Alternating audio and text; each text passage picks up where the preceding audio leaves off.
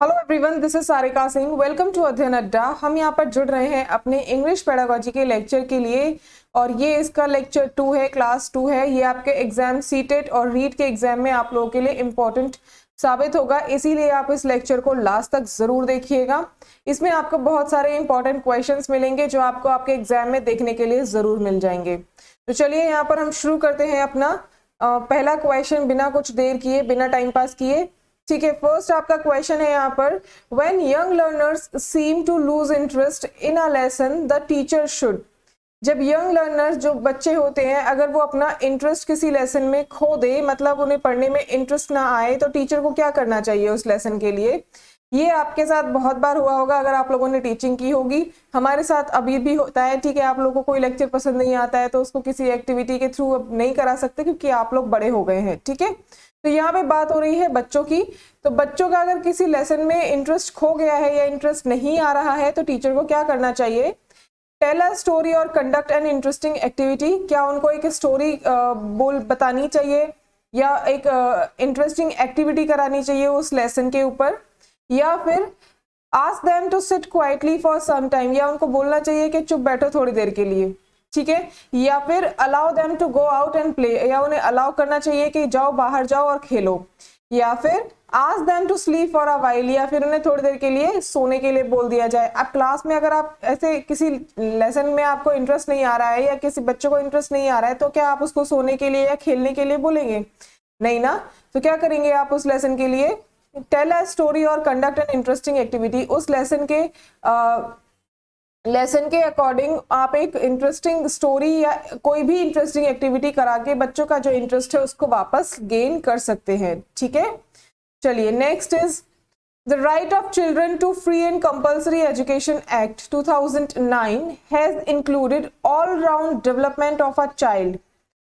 क्या है उसमें, all round development of a child as one of the aims of education because right to education यानी RTE act 2009 के तहत एक यहाँ पर एक क्लॉज है, all round development of a child के पूरा क्या है, मतलब ऑल राउंड डेवलपमेंट होना चाहिए बच्चे का, पूरी तरह से डेवलपमेंट होना चाहिए। ये एम, ये जो इसको एक क्लॉज ऐड करने का ये एम क्यों है, ठीक है, वो आपसे पूछ रहा है कि as one of the aims, ठीक है, ऑफ एजुकेशन बिकॉज क्यों बनाया गया है ये M. It nurtures the physical, mental and emotional aspects of the child। क्या ये फिजिकल, मेंटल, इमोशनल एक्सपेक्ट को बच्चे के जितने भी जो बिहेवियर है, जो एक्सपेक्ट्स हैं, उनको क्या करेगा, नर्चर करेगा, यानी कि उनको बढ़ाएगा। ठीक है, या फिर it ensures that every child is a part of a workforce, या ये इंश्योर करेगा कि हर एक बच्चा क्या है, काम में हिस्सा ले।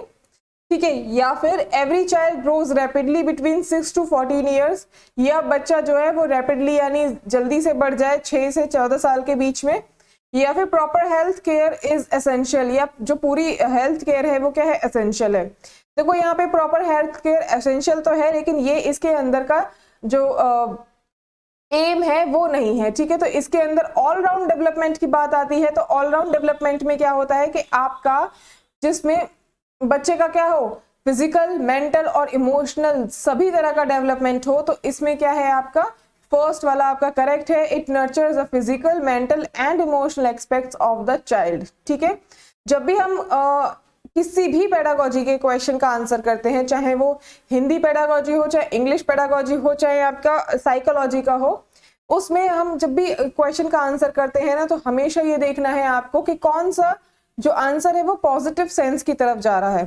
ठीक है, कौन सा आंसर है जो पॉजिटिव सेंस की तरफ जा रहा है, या कौन सा ऐसा स्टेटमेंट है वो जो पॉजिटिव की तरफ इशारा कर रहा है, जो पॉजिटिव है सुनने में, देखने में। ठीक है, तो उसमें आप क्या करेंगे, उसको उसके आंसर का जो चांस होता है वो 90% होता है, यानी कि वो सबसे ज्यादा उसमें क्या है, आंसर करने का इम्पोर्टेंट मतलब आंसर होता है वो। ठीक है, तो ये चीज को ध्यान रखिएगा जब भी आप अपने पेपर को सॉल्व करते हैं। ठीक, नेक्स्ट चलते हैं यहाँ पर, teachers do not give the meaning of new words to learner directly because teacher क्या है, जो वर्ड्स आप लोग के आते हैं किसी भी चैप्टर में कोई वर्ड आया है, कोई डिफिकल्ट वर्ड आया है, तो वो उसको डायरेक्टली क्या नहीं करना चाहती है, उसका मीनिंग नहीं बताना चाहती है बच्चों को डायरेक्टली। तो वो क्यों ऐसा कर रही है, क्योंकि क्या होगा इससे, learners do not like to be given the meaning of words, क्या बच्चों को पसंद नहीं है कि आप उसको डायरेक्टली जो वर्ड का मीनिंग है उसको बता दिया जाए। या फिर it prevents learners from discovering the meaning through puzzling out using clues, या ये बचाएगा बच्चों को कि बच्चे क्या ना कर पाए, जो वर्ड का मीनिंग है उसको नहीं निकाल पाए या नहीं बना पाए पजलिंग आउट यूजिंग क्लूज, यानी उनको कुछ क्लूज दिए गए हैं उसमें वो पजल को सॉल्व करके मीनिंग को ना निकाल पाए, ये प्रिवेंट करेगा, बचाएगा उस चीज से। या फिर learners already know the meaning of word, या बच्चों को ऑलरेडी पता है कि मीनिंग जो वर्ड का मीनिंग है वो क्या है। या vocabulary will not be enriched, या जो वोकैबुलरी है उसमें बढ़ोतरी नहीं होगी। तो क्या होगा इससे क्या होगा कि बच्चे क्या है अपने आप से खोजने की कोशिश नहीं करेंगे। क्या नहीं करेंगे कि अगर बच्चे को डायरेक्टली मीनिंग बता दिया जाए, अगर मान लीजिए यहाँ पे कोई वर्ड ऐसा आया है जैसे एनरिच्ड है, ठीक है, अगर मैं एनरिच्ड का मीनिंग आप लोगों को डायरेक्टली नहीं बताऊं तो आप क्या करेंगे, आपको नहीं आएगा तो आप क्या करेंगे, इसका मीनिंग खोजने की कोशिश करेंगे, फिर चाहे वो गूगल से करें चाहे डिक्शनरी से करें। ठीक है, डिक्शनरी तो आज के जमाने में हट ही गया है, सब ऑनलाइन गूगल सब चल रहा है, तो आप गूगल ही करेंगे, इसका 2 मिनट में आपको आंसर निकाल के दे देगा। तो क्या होगा इससे कि आप अपना जो इन्वॉल्वमेंट है वो दिखाएंगे और अपने आप से इसको निकालने की कोशिश करेंगे। तो ये जो वर्ड का मीनिंग है ना, ये आपको लॉन्ग लास्टिंग क्या रहेगा, माइंड में रहेगा, ध्यान रहेगा। ठीक है, नेक्स्ट चलते हैं। Which of the following is an instance of non-formal learning? इसमें से कौन सा non-formal learning का instance है, यानी कि non-formal learning किस का कौन सा एक्सपेक्ट है, इसमें किस तरीके से यहाँ पे non-formal learning की जा रही है वो आपको यहाँ पर बतानी है किस स्टेटमेंट में। ठीक है, children learning to cook from their parents, क्या बच्चे जो हैं वो जो बच्चे हैं वो क्या कर रहे हैं, पेरेंट्स से कुकिंग सीख रहे हैं। ठीक है, पेरेंट्स ने बनाना सिखाया है, उसी से क्या कर रहे हैं, वो सीखते जा रहे हैं कुकिंग कैसे की जाती है। तो क्या ये नॉन फॉर्मल लर्निंग कहलाती है। नेक्स्ट देखते हैं यहाँ पर, children learning a new game from friends, जो बच्चे हैं वो नए जो फ्रेंड्स हैं उनके साथ में नए गेम सीख रहे हैं, क्या ये नॉन फॉर्मल लर्निंग है। Children learning through correspondence lessons, बच्चे किसके थ्रू सीख रहे हैं, कॉरस्पॉन्डेंस लेसन्स के थ्रू सीख रहे हैं, तो क्या ये नॉन फॉर्मल लर्निंग है। या फिर children learning to draw from their art teacher, जो बच्चे हैं वो किससे सीख रहे हैं, आर्ट टीचर से ड्रॉ करना सीख रहे हैं, तो क्या ये लर्निंग नॉन फॉर्मल लर्निंग का एक्सपेक्ट है। तो यहाँ पर क्या है, children learning through correspondence lessons, जो कॉरस्पॉन्डेंस लेसन्स हो रहे हैं उनके थ्रू बच्चे सीख रहे हैं। कॉरस्पॉन्डेंस का मतलब है जैसे आप कॉरस्पॉन्डेंस कोर्स करते हैं कि आपको कहीं दूर बैठ के आपको पूरा सिलेबस भेज दिया जाता है, आपकी क्लासेस ऑनलाइन चल रही होती हैं, जैसे अभी आप लोगों का चल रहा है, तो उसको हम क्या बोलते हैं, नॉन फॉर्मल लर्निंग बोलते हैं, जिसमें आप इंटरेक्ट नहीं होते हैं, डायरेक्टली इंटरेक्ट नहीं होते हैं, तो वो क्या कहलाती है, नॉन फॉर्मल लर्निंग कहलाती है। जैसे आप यूट्यूब पर भी हैं, क्या है, आप डायरेक्टली इंटरेक्ट नहीं होते हैं, लाइव क्लास चल रही होती है तो वहां पर आप डायरेक्टली इंटरेक्ट होते हैं, वो आपकी फॉर्मल लर्निंग में आ जाएगी एक तरीके से। लेकिन यहाँ पर क्या है, आप अपनी बात को जब रखेंगे ना, तो आप ये जो लाइव लेक्चर नहीं होगा, तो अगर आप अपनी बात को रखेंगे भी तो आपका पता नहीं कब जाके उसका रिस्पॉन्स आएगा, तो उसको हम क्या कहते हैं, नॉन फॉर्मल लर्निंग कहते हैं। ठीक है, जिसमें आप और हम एक दूसरे के साथ डायरेक्टली इंटरेक्ट नहीं कर रहे हैं। क्लियर, नेक्स्ट चलते हैं। अब नेक्स्ट यहाँ पर मैं आप लोग को बता दूं कि हमारा एक कंप्यूटर का बैच लॉन्च हो रहा है आज से 10 बजे, रात को 10 बजे ये बैच आएगा, और ये स्पेशल किसके लिए है, यूपीएसआई और एएसआई के लिए है। अगर आपके घर में या आप लोग भी किसी एसआई या यूपीएसआई एएसआई की प्रिपरेशन कर रहे हैं, तो ये बैच आपकी बहुत ज़्यादा हेल्प करने वाला है, तो आप लोग इसको भी ज्वाइन कर सकते हैं। आज रात 10 बजे इसकी लाइव क्लास शुरू होगी। ठीक है, आप लोग इसको ज्वाइन कर सकते हैं, या आप लोग अपने फ्रेंड्स को बता सकते हैं कि वहाँ पर इस तरीके का कंप्यूटर का बैच लॉन्च होने वाला है, आप उसको ज्वाइन कर सकते हैं। ठीक, चलिए नेक्स्ट चलते हैं यहाँ पर। The right of children to free and compulsory education Act 2009 stipulates that learning should be, जो RTE Act 2009 है वो क्या मतलब दिखाना चाहती है, बताना चाहती है कि लर्निंग किस तरह की होनी चाहिए, लर्निंग शुड बी कैसी होनी चाहिए, learning through activities in a child friendly manner, कैसे होनी चाहिए लर्निंग, एक्टिविटीज के थ्रू करानी चाहिए जिसमें मतलब बच्चे क्या हो, चाइल्ड फ्रेंडली मैनर में। ठीक है, चाइल्ड फ्रेंडली मैनर में एक्टिविटीज कराई जाए, या फिर सपोर्टेड बाय एक्स्ट्रा कोचिंग के थ्रू सपोर्ट किया जाए। रेस्ट्रिक्टिंग टू को स्कॉलस्टिक सब्जेक्ट जो होते हैं, को करिकुलर जो एक्टिविटीज होती हैं, सब्जेक्ट्स होते हैं, उनको क्या कर दिया जाए, रेस्ट्रिक्टेड कर दिया जाए, खत्म कर दिया जाए, बंद कर दिया जाए। या फिर carefully monitored by frequent testing, या बच्चों की जो बच्चों को कैसे किया जाए, फ्रीक्वेंट टेस्टिंग के थ्रू मॉनिटर किया जाए। तो ये तीनों क्या है आपके नेगेटिव सेंस में निकल रहे हैं कि कोचिंग नहीं करा सकते आप, को स्कॉलस्टिक सब्जेक्ट्स होते हैं उनको आप बंद नहीं कर सकते, या फिर आप फ्रीक्वेंट टेस्टिंग के थ्रू बच्चों को मॉनिटर नहीं कर सकते। तो क्या है इसका answer, through activities in a child friendly manner, बच्चे को क्या कराना चाहिए, एक्टिविटीज करानी चाहिए, एक वो भी एक चाइल्ड फ्रेंडली एनवायरनमेंट या चाइल्ड फ्रेंडली मैनर में, ठीक है, जिसमें बच्चा क्या है अपनी फीलिंग्स को, अपनी थॉट्स को खुल के सामने रख सके, ठीक है, उसमें खुल के पूरा इन्वॉल्व हो सके। तो ऐसा कुछ एक्टिविटी कराना चाहिए बच्चों को। Clear. Next is teacher help learners construct their knowledge in English by, teacher चाहती है कि बच्चा अपनी नॉलेज को क्या करे, जो लर्नर है, लर्नर का मतलब जो सीखने वाला है, बच्चे को ही यहाँ पर लर्नर माना गया है, ठीक है, जो लर्नर है वो कंस्ट्रक्ट करें अपनी नॉलेज को, ठीक है, इंग्लिश में किस तरीके से कर सकते हैं, giving the learners a lot of assignment and projects that will lead too much practice, ये बच्चे को क्या करनी चाहिए, बहुत सारे असाइनमेंट्स देने चाहिए, प्रोजेक्ट देने चाहिए, जिससे बच्चे को क्या हो, बहुत ज्यादा प्रैक्टिस की आदत पड़ जाए, या फिर correcting every mistake a learner makes and giving the relevant rule of grammar as immediate feedback, या बच्चे की जितनी भी मिस्टेक्स होती हैं उसको तभी की तभी क्या किया जाए, करेक्ट किया जाए, उसको बच्चे को रूल्स जो है ग्रामर के वो समझाए जाएं, ठीक है। Next is giving extensive language drills in which learners practice language items mechanically, या फिर बच्चे को क्या किया जाए, एक एक्सटेंसिव लैंग्वेज ड्रिल, मतलब उसको क्या कराया जाए, ड्रिल का मतलब भी एक तरीके से प्रैक्टिस ही होता है, तो बच्चे को क्या करानी चाहिए, बहुत ज्यादा एक्सटेंसिव प्रैक्टिस करानी चाहिए लैंग्वेज की, या फिर enabling them to see the relationship between the prior knowledge and the new knowledge, या बच्चे को क्या करना चाहिए, एक रिलेशनशिप देखना चाहिए बच्चे का, या बच्चे को ये दिखाना चाहिए कि उसकी जो पुरानी नॉलेज है और जो नई नॉलेज है उसके बीच का रिलेशनशिप उनको दिखाना या देखना चाहिए। तो क्या होगा इसका आंसर, इसका आंसर यही होगा कि बच्चे की जो पुरानी नॉलेज है उसमें न्यू नॉलेज को क्या करना है, आपको ऐड ऑन करते जाना है, उनका रिलेशनशिप देखना है कि बच्चे को कितनी पुरानी नॉलेज है, कितना बच्चे ने क्या किया है, नया गेन किया है, ठीक है।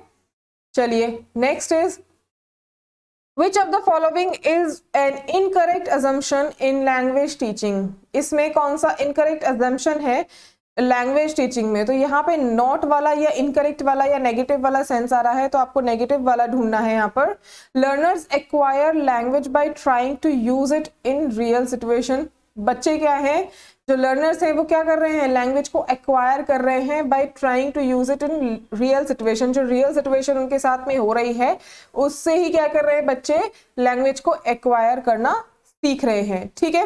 Learners first language plays an important role in learning, learners की जो पहली लैंग्वेज है वो क्या करती है, एक बहुत ही इंपॉर्टेंट रोल प्ले करती है लर्निंग में, सीखने में, ठीक है। चलिए नेक्स्ट देखते हैं यहाँ पर, language teaching should have a focus in communicative activities, जो लैंग्वेज टीचिंग है यानी जो भाषा को पढ़ाने का लैंग्वेज टीचिंग है, भाषा शिक्षण है, वो क्या है, शुड हैव अ फोकस, उसको क्या होना चाहिए, फोकस होना चाहिए कम्युनिकेटिंग एक्टिविटीज पर, तो ये भी ठीक है।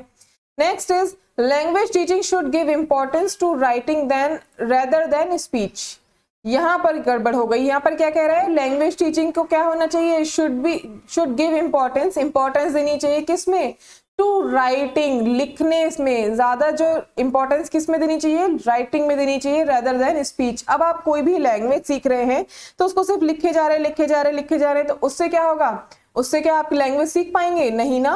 आप कब लैंग्वेज सीखेंगे, जब आप एक दूसरे से क्या करेंगे, एक दूसरे से कम्युनिकेट करेंगे, आप अपनी बातें रखेंगे, सामने से आपको पता चलेगा कि आपने क्या गलत बोला, सामने वाला क्या गलत बोल रहा है, आप उसको बताएंगे, तो ये क्या है, आपका गिव एंड टेक वाला रिलेशनशिप हो जाएगा। तो लैंग्वेज भी इसी तरीके से सीखी जाती है कि आप क्या कर रहे हैं, लैंग्वेज का तो सीखने का तरीका ये होता है कि पहले आप क्या कर रहे हैं, लिसनिंग, मतलब यानी कि आप चीजों को सुन के सीख रहे हैं, फिर आप क्या है उसको बोलना सीखते हैं, तो ये क्या है, लिखने से ज्यादा आप बोलने पर ध्यान देंगे, लेकिन यहाँ पर क्या है, बोलने से ज्यादा आप लिखने पर इंपॉर्टेंस दे रहे हैं, तो यही क्या है आपका इनकरेक्ट अजम्पशन है लैंग्वेज टीचिंग के बारे में, ठीक है। चलिए next is learning a language is a, language को लर्न करना क्या है, क्या कहलाता है, कौन सा प्रोसेस कहलाता है, gradual process, fast process, instant process, all inclusive process. ये क्वेश्चन कई बार आपके एग्जाम में आ चुका है। तो ये क्या है, एक ग्रेजुअल प्रोसेस है। ग्रेजुअल का मतलब होता है कि क्रमिक यानी कॉन्टिन्यूस प्रोसेस है, ठीक है। इसकी जगह अगर कॉन्टिन्यूस लिखा आता है तो आप वहां पर कॉन्टिन्यूस भी लगाएंगे, लेकिन यहाँ पर इन्होंने अब नया वर्ड लिखना शुरू कर दिया है, ग्रेजुअल।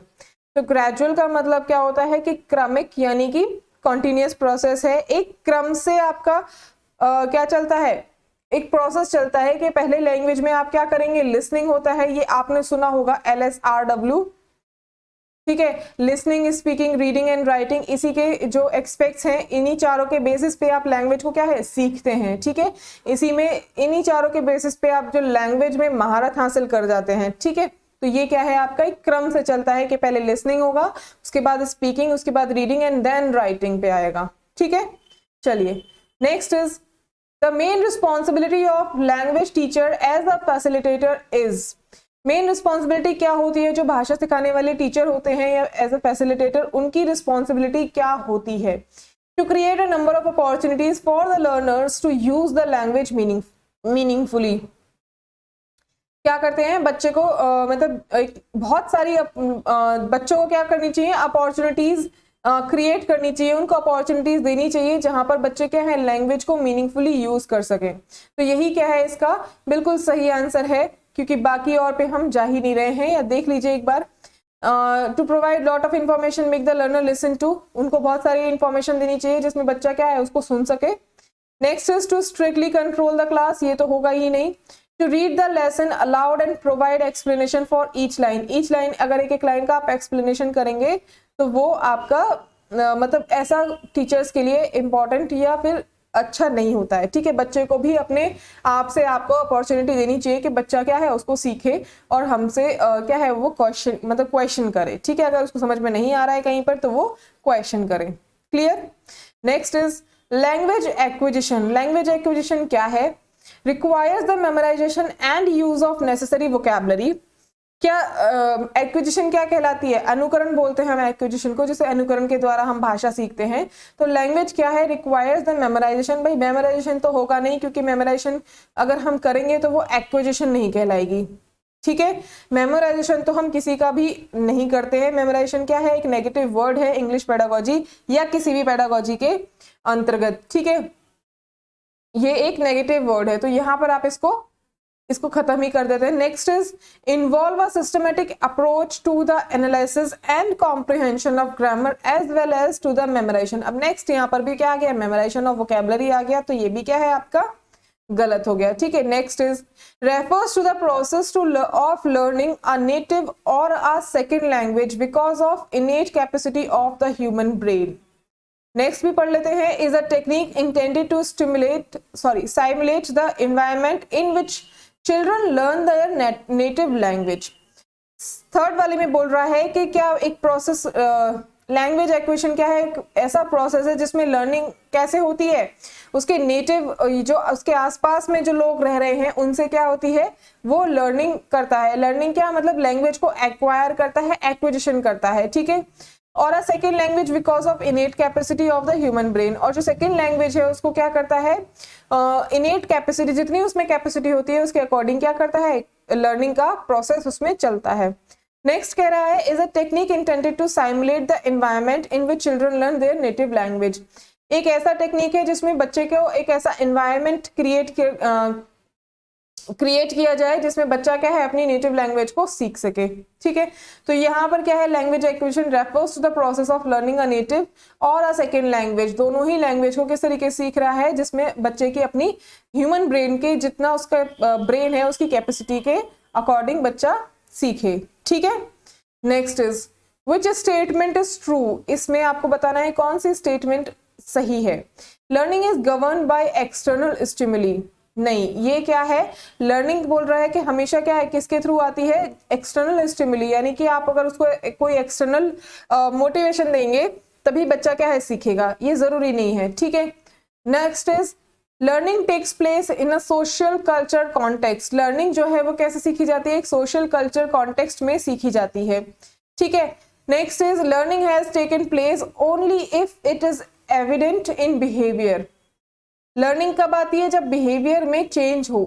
जब अगर बिहेवियर में चेंज नहीं होगा तो लर्निंग नहीं होगी, ठीक है। तो ऐसा नहीं है कि बिहेवियर में चेंज होगा तभी आपकी लर्निंग होगी, भाई लर्निंग के थ्रू ही तो आप बिहेवियर में चेंज कर पाएंगे। ऐसा थोड़ी है कि पहले बिहेवियर के चेंज होने का वेट करोगे देन लर्निंग पे जाएंगे, नहीं ऐसा नहीं होता है, ठीक है। तो क्या होगा इसका answer, learning takes place in a social culture context. बच्चा क्या है जो अपने आसपास जो सामाजिक जितना भी आपका कल्चर है, भाई आप लोग क्या है, आप एक दूसरे के कल्चर को क्या सीखते हो ना, जो जिस कल्चर में आपके पेरेंट्स हैं वही कल्चर तो आप सीख रहे हो, और उसके बाद आपके बच्चे भी उसी कल्चर को सीखेंगे, क्योंकि आप क्या है एक ऐसे इन्वायरमेंट में रह रहे हो, एक ऐसे सोसाइटी में रह रहे हो जिसमें आप क्या है एक आपस में ही क्या कर रहे हो, आप एक दूसरे के कल्चर्स को देखकर सीख रहे हो। तो वहां पर क्या है लर्निंग कैसी है, सोशल कल्चर कॉन्टेक्स्ट में सीखी जाती है, ठीक है। Next is when students learn a language for bright employment opportunities their motivation is. जब बच्चे लैंग्वेज लर्न करते हैं जिससे कि उनको एक अच्छा एम्प्लॉयमेंट अपॉर्चुनिटी मिल सके, वो मोटिवेशन क्या कहलाता है, एसेंट्रिक, एक्सट्रिंसिक, इंट्रिंसिक या एग्जॉटिक। तो कैसा मोटिवेशन होता है, वो इंट्रिंसिक मोटिवेशन होता है। इंट्रिंसिक मोटिवेशन ही सबसे ज्यादा इंपॉर्टेंट होता है, इसको हम इंटरनल मोटिवेशन के नाम से भी जानते हैं, ठीक है। अगर आप अंदर से मोटिवेट हैं, अंदर से यानी कि अपने दिलो दिमाग से अगर मोटिवेट हैं किसी चीज को करने के लिए, देन आपको किसी भी बाहरी मोटिवेशन की जरूरत नहीं पड़ेगी, ठीक है। आपको क्या हो जाएगा, हमेशा आप क्या है उसके लिए मोटिवेटेड रहेंगे। तो आप अगर आपको पता है कि आपको सीटेट का एग्जाम क्लियर करना है या इस बार रीट का एग्जाम क्लियर करना है, तो आपको जरूरत नहीं है कि आप बाहर से मोटिवेशन ढूंढें, ठीक है। ये ना कहें कि मेरी लाइफ तो ऐसी चल रही है मुझे मोटिवेशन की जरूरत है, नहीं, आप अंदर से अगर मोटिवेट हैं तो आप अच्छे से क्या कर पाएंगे, अपना एग्जाम को क्रैक कर पाएंगे और अपनी जो जॉब है उसको सिक्योर कर पाएंगे, ठीक है। Next is the process of word formation consist of. जो वर्ड फॉर्मेशन का प्रोसेस है वो किस तरीके का होता है, स्पेलिंग एंड कंपाउंडिंग, के आप उसको स्पेलिंग करो और फिर उसको अलग अलग कंपाउंड मतलब उसको जोड़ना सीखो, या फिर यूजिंग सिनोनियम्स एंड एफिमिज्म, जो आपके मीनिंग्स होते हैं उनसे सीखने, उनसे वर्ड फॉर्मेशन होता है, या फिर कंपाउंडिंग एंड कन्वर्जन, या फिर आप क्या कर रहे हैं जो शब्द हैं उनको जो क्या कहते हैं आपके जो अल्फाबेट्स हैं उनको अलग अलग मतलब अलग अलग जो अल्फाबेट्स हैं उनको क्या कर रहे हैं आप जोड़ रहे हैं, और कन्वर्जन यानी कि उनको आप चेक कर रहे हैं, देख रहे हैं कि वर्ड क्या क्या मतलब बना है। तो क्या होगा यहाँ पर कंपाउंडिंग एंड कन्वर्जन, ठीक है। जो वर्ड फॉर्मेशन कैसे होता है आपका वर्ड फॉर्मेशन, आप अल्फाबेट्स को क्या करते हो, एक आपस में क्या करते हो, कनेक्ट करते हो, एंड देन उसको क्या बोलते हैं, उसको आप बोलना सीखते हो, ठीक है। Next is what is taught is not what is learn, because जो आपने पढ़ा है वो आपने सीखा नहीं है, ठीक है। क्योंकि जरूरी नहीं है कि हम आप लोगों ने अक्सर ये बात बोली होगी कि ये तो पढ़ा लिखा गंवार है। तो पढ़ा लिखा गंवार होने का मतलब क्या है कि उसने कोई चीज सीखी तो है लेकिन उसको वो क्या कर रहा है, अप्लाई नहीं कर रहा है, या फिर वो मतलब सिर्फ उसने पढ़ाई तो कर ली है, मान लीजिए उसने बीए, एमए या एमएससी या जो भी उसने वो पास तो कर लिया है, लेकिन उसमें रत्ती भर का नॉलेज नहीं है, रत्ती भर की उसमें ज्ञान नहीं है। तो आप क्या है, वो उसने सिर्फ पढ़ा तो है लेकिन वो सीखा नहीं है कुछ। तो ये यहाँ पर वही है, what is taught is not what is learn, ठीक है। जो आपने पढ़ाया है वो जरूरी नहीं है कि वो मतलब हो, तो बिकॉज क्योंकि अ टीचर और learner can never fully master any discipline. जो लर्नर है या टीचर है कोई कभी भी क्या है हर एक उसमें कभी भी किसी भी सब्जेक्ट में या किसी भी चीज में मास्टरी हासिल नहीं कर पाता है, ठीक है। Students pay attention during form informal discussion. जब भी स्टूडेंट्स क्या है पे अपना जो अटेंशन है उसको लगा रहे हैं, कब, जब इनफॉर्मल डिस्कशन हो रहा है, ठीक है। A teacher socio economic level में differ widely from the students. तो टीचर्स का सोशियो इकोनॉमिक लेवल है वो क्या है, बच्चों से बहुत ज्यादा अलग है, ठीक है, बहुत ज्यादा डिफरेंट है, बहुत ज्यादा अलग है। या फिर students possess different abilities, personalities and come from a variety of backgrounds. जो स्टूडेंट्स हैं वो अलग अलग एबिलिटीज के हैं, अलग अलग पर्सनैलिटी के हैं, और बहुत ही अलग अलग जो बैकग्राउंड्स हैं वहां से बिलोंग करते हैं। तो यहाँ पर क्या आएगा आपका, यही है आपका कि बच्चे क्या है बहुत सारे अलग अलग एबिलिटीज, पर्सनैलिटीज और वेराइटी से बैकग्राउंड से रिलेट करते हैं या फिर लाई करते हैं। इसीलिए क्या है जो आप पढ़ सकते हैं, जो आप पढ़ाते हैं वो क्या है, जरूरी नहीं है कि हर बच्चा क्या है उसको सीखे, ठीक है। जरूरी नहीं है कि मैं यहाँ पर जितने भी लेक्चर आप लोग को देकर जा रही हूँ, आप लोगों को सब जितने भी आप लोग यहाँ पर देख रहे हैं सबको अच्छा ही लगे, ठीक है। किसी को कोई चीज बुरी लग सकती है, किसी को मेरी शक्ल बुरी लग सकती है, किसी को मेरे बोलने का तरीका बुरा लग सकता है, ठीक है। किसी को मेरा समझाने का तरीका बेकार लगेगा, किसी को यहाँ पर जो लिखा है वो बेकार लगेगा, बहुत सारे रीजंस होते हैं आप लोगों के। तो उसमें क्या है कि आप लोगों को बहुत सारी चीजें हैं जो बेकार लगेंगी। किसी को ये लगेगा कि मैं यहाँ पे जोक्स नहीं मार रही हूँ, मैं यहाँ पे आपको तरह तरह की बातें नहीं बोल रही हूँ, या फिर अलग अलग मैं रसगुल्ला या फिर कुछ और इस तरीके से मैं आपको यहाँ पर नहीं कर रही हूं, तो वो सब आपको यहाँ पर बुरा लग सकता है, ठीक है। तो ये क्या है कि मैं अपनी तरफ से जितना आप लोगों को परफेक्ट होता है उतना मैं देकर जाती हूँ, बाकी आप लोगों पर डिपेंड करता है। मैं हर एक की जो एक्सपेक्ट्स हैं उन पर खरी नहीं उतर सकती, ठीक है, क्योंकि यहाँ पर एक वाइड वैरायटी है कि आप लोग बहुत सारे यहाँ पर मतलब जो भी YouTube पे बहुत सारे लोग हैं, बहुत सारे लोग पढ़ा रहे हैं। अब तो ऐसा लगता है कि सभी लोग मतलब YouTube पे आ चुके हैं, ठीक है। सबके अपना जितना भी काम चल रहा है सब यूट्यूब पर ही जॉब कर रहे हैं, ठीक है, एक तरीके से। तो वो क्या है, वहां पर आपको बहुत सारी वेराइटीज मिलेंगी, बहुत सारे अलग अलग टीचर्स बहुत सारी नई नई चीजें लेकर आते हैं, नया क्रिएशन करते हैं, लेकिन वो नया आप लोग को लगता है। अगर मैं यहाँ पे कलर चेंज कर दूं या फिर मैं यहाँ पे आपको ढिंचैक तरीके से आ जाऊं, तो वो चीज नहीं होना चाहिए। आप लोगों को क्या है, आप लोगों को फोकस किस पे करना है, अपने पढ़ने पर फोकस करना है कि आपको किस तरीके से चीजें डिलीवर की जा रही हैं, वो आपको देखना है। यहाँ पर मैं यहाँ पर आप लोग को दिल बहलाने नहीं आती हूँ कि हाय मेरा रसगुल्ला ऐसा है ये वो, तो मैं वो चीज करने नहीं आ रही हूँ, ठीक है। तो मेरे से वो चीज होती भी नहीं है। मैं यहाँ पे सिर्फ आपको जितना मुझे पढ़ाना है मैं आपको पढ़ा रही हूँ, आपको चीजें देकर जा रही हूँ। मैं यहाँ पे कोई फालतू बकवास नहीं कर रही हूँ, ठीक है। चलिए नेक्स्ट एंड लास्ट क्वेश्चन है आज की सीरीज का। According to NCF 2005 learning of English aims, according to NCF 2005 के अकॉर्डिंग लर्निंग इंग्लिश को लर्न करने का एम क्या है? To enable knowledge acquisition through literacy and its development into an instrument of abstract thought, या फिर to subsume the language that a child acquires naturally from her his home and societal environment, या फिर to introduce in standard sign language in English for children with language related impairments, या फिर to provide adequate facilities at the state level for instruction in English at the primary stage of education. यहां पर कह रहा है कि NCF में English को लर्न करने का एम क्या है, ठीक है। तो क्या है एम, मैं वहां पर एम बता देती हूँ आपको पहले कि क्या है। टू इनेबल नॉलेज एक्विजिशन, जो एक्विजिशन है उस नॉलेज को एक्वेशन को क्या किया जाए, इनेबल किया जाए through literacy and its development into an instrument of abstract thought. बच्चे को क्या करना चाहिए, जितने भी उसके, जैसे मान लीजिए कि मैं यहाँ पे आपको कुछ पढ़ा रही हूँ, कोई सब्जेक्ट पढ़ा रही हूँ जिसमें मैं आपको स्टोरी पढ़ा रही हूँ, किसी गोल्डन एग के बारे में मैं आपको समझा रही हूँ, ठीक है। कोई स्टोरी है, बच्चों के उसमें स्टोरीज होती हैं।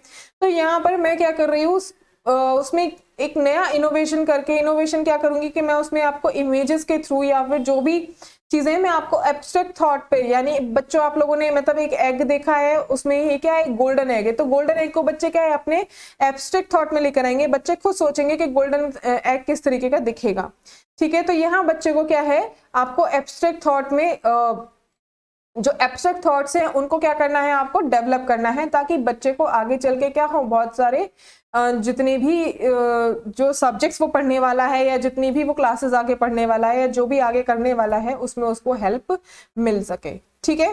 तो यहाँ पर आपकी जो सीरीज है उसमें मैं आपकी अभी यहाँ पर हम 15 क्वेश्चंस ही कर रहे हैं, क्योंकि ये जितने भी क्वेश्चंस हैं सभी बहुत ज्यादा इंपॉर्टेंट हैं। बहुत ज्यादा टाइम, अगर मैं यहाँ पे बहुत सारे क्वेश्चंस लेकर आऊंगी तो टाइम ज्यादा होगा, फिर आप लोग वीडियोस या लेक्चर्स को नहीं लेंगे, कि आप लोग वैसे ही डर जाते हैं कि 1 घंटे का लेक्चर है, अरे बाप रे 2 घंटे का लेक्चर है, अरे ये नहीं ले पाएंगे, तो उसमें आप लोग को प्रॉब्लम होता है। ये अभी सबके साथ में हो रहा है, इसीलिए यहाँ पर छोटे छोटे लेक्चर्स आप लोगों के लिए लेकर आ रही हूँ।